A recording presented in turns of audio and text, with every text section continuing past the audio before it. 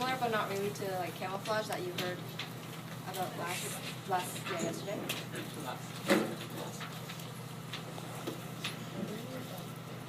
Okay, so mimicry is a resemblance between two species, one being the actual model and the other is its mimic.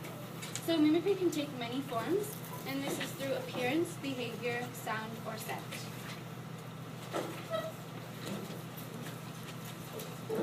Camouflage, on the other hand, is a similarity between the species to its environment. So rather than resembling other species, they usually resemble their environment through color. So mimicry was first studied by Henry Walter Bates. He had traveled to South America and studied its wildlife. Noticing the phenomenon of mimicry, he created one of the theories that is now known as Bayesian mimicry, which I'll mention later on. The theory was based on Darwin's theory of natural selection and survival of the fittest. So there are three types of main classifications of mimicry. One, protective, aggressive, and conscious. Protective mimicry is used to protect from predators, and Bayesian mimicry is a form of this kind of mimicry. Bayesian mimicry is basically when a harmless species looks similar to or mimics a more dangerous species. So for example, the viceroy butterfly is harmless but looks quite similar to the monarch, which is a distasteful butterfly. And concealing mimicry is the ability to look like something else. Mullerian mimicry is also considered a type of protective mimicry, and this type of mimicry was discovered by Johann Friedrich Theodor Muller. He observed that there were certain dangerous species that looked like one another, and in this way they both protected each other. And then there's aggressive mimicry, which, on the other hand, of protective mimicry is used to attack animals. And a common form of this mimicry is known as alluring, which is basically when a predator attracts the prey.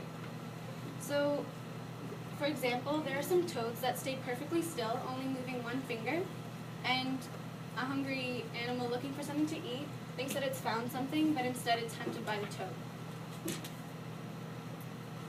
And lastly, there's conscious mimicry, which is when threatened animals pretend as though they are dead, like the possum and the mouse. Okay, so there's a lot of mimicry in butterflies. It's kind of the most common. A lot of the mimicry in butterflies is Bayesian, which, so like Henry Walter Bates, as he just said, some of the mutants, so they create, see that this one is the harmless butterfly, and then they create their offspring they have mutant offsprings that kind of look similar to this one, the genus Hypovirus, which is poisonous to birds and other animals. And the ones that look the most similar or the most identical to the poisonous one ends up lasting and end up passing on their similar looking genes to their offspring, because if they're not killed, they have more children. Palatable species have evolved to become almost identical, so that one looks really, really similar to this one over millennia, where they have generations and generations where the unidentical ones are kind of killed off and the identical ones kind of stay because other animals are afraid to eat them. And they also share the tiger complex, where it's like a pattern of yellow and orange stripes on a black background. And birds quickly learn to avoid butterflies of the same similar looking patterns, because they know that they're distasteful or poisonous, and they could also communicate with other animals, telling them that it's also bad for them.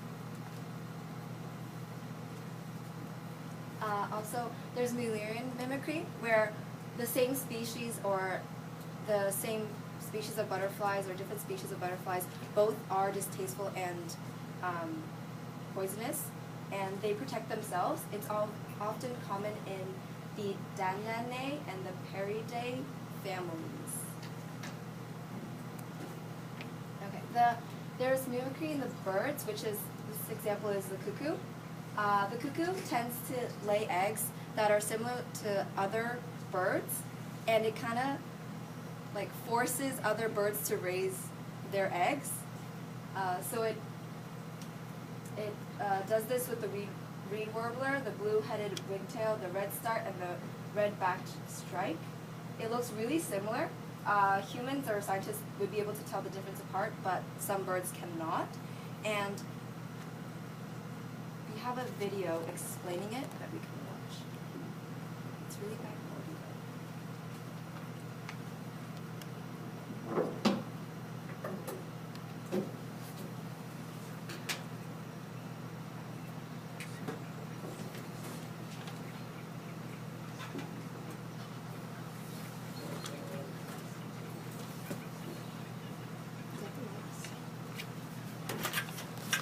So bringing up the young is a very demanding business indeed.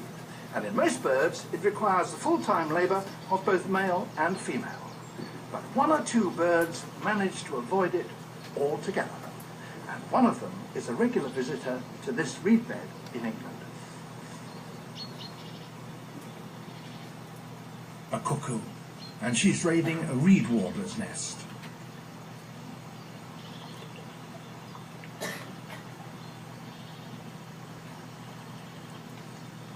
That's one of the reed warbler's eggs gone. Just kind of eats it to make room for its egg.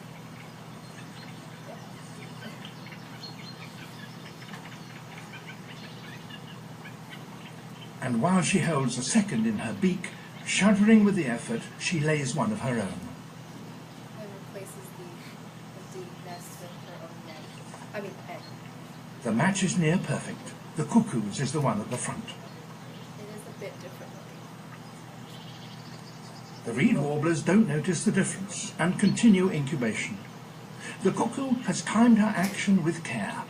She laid her egg immediately after the female reed warbler laid the last of hers, but it develops much faster and will hatch 3 or 4 days before the legitimate eggs do.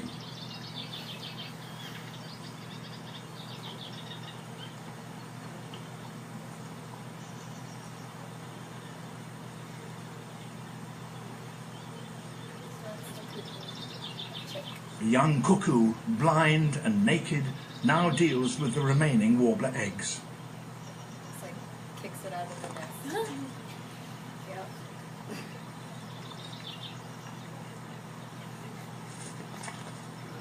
Oh, tries to save it. 2 weeks later, the monstrous young cuckoo is so big that it can no longer fit inside the tiny nest. Its brilliantly coloured gape, together with its call that mimics the sound of a whole brood of warbler chicks, constitute a demand for food that the warblers find irresistible.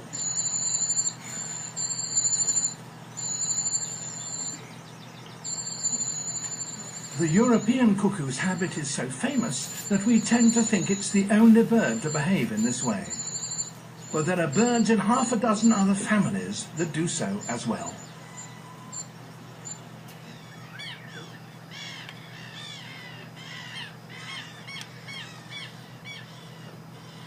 Here in Argentina, brown-hooded gulls are nesting. Gulls are so vigorous and enterprising that they might seem the last birds likely to be tricked, but on occasion they are.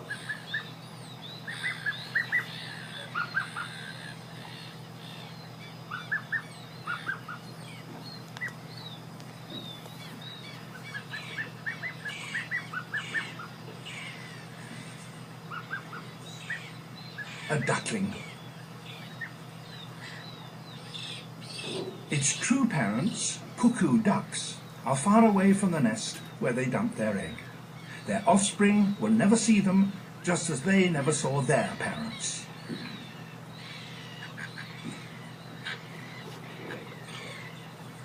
The duckling cannot know that it's quite different from the baby gull which has now hatched out alongside it.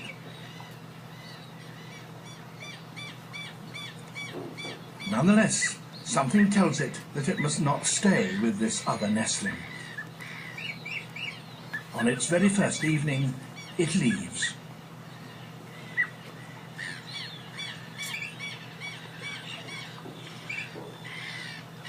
Unlike the cuckoo, it makes no further demands on the bird that incubated it. Even though it's only a few hours old, It's perfectly capable of fending for itself.